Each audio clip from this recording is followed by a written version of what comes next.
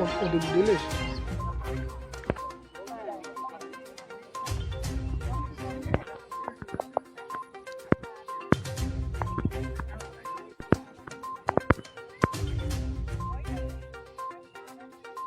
ঘটনাটো কি কেনেধৰণৰ ইতিমধ্যে জানিব পৰা গৈছে এজন ল'ৰা নিখোজ আৰু এজনক আপুনি উদ্ধাৰ কৰিছে পানীত ডুবি থকাৰ অৱস্থাত। হয়।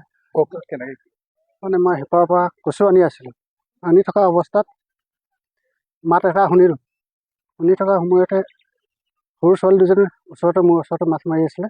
তেওঁলোকৰ কোনো ভূত ওলাইছে বুলি। তথাপিতো ধেমালি কৰিছোঁ। তথাপিতো এইফালে মই খেয়াল কৰিছোঁ, একো দেখা নাই মই। বামতো চাইছোঁ, পানীতো চাইছোঁ, একো দেখা নাই।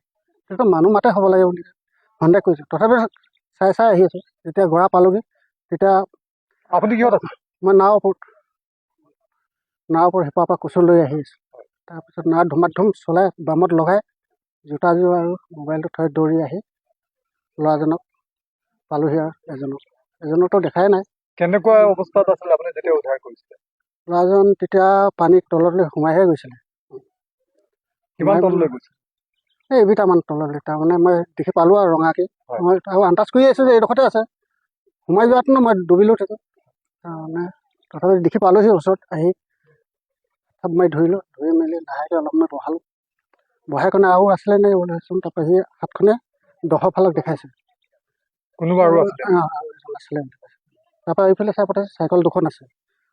নিশ্চয় দুজন আছিলে বোলো। মই দুজন ল'ৰা গা ধুই থকা দেখি থাকোঁ তাৰমানে সদায় এইফালে আহি অহা যোৱা কৰা ল'ৰাকেইজনক।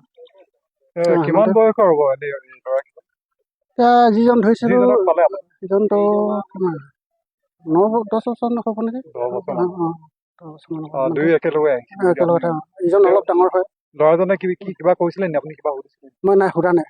তাক ক'ত আহিছিলে? টিউশ্যন আহিছিলোঁ বোলে। তাই ওচৰৰ এজনী।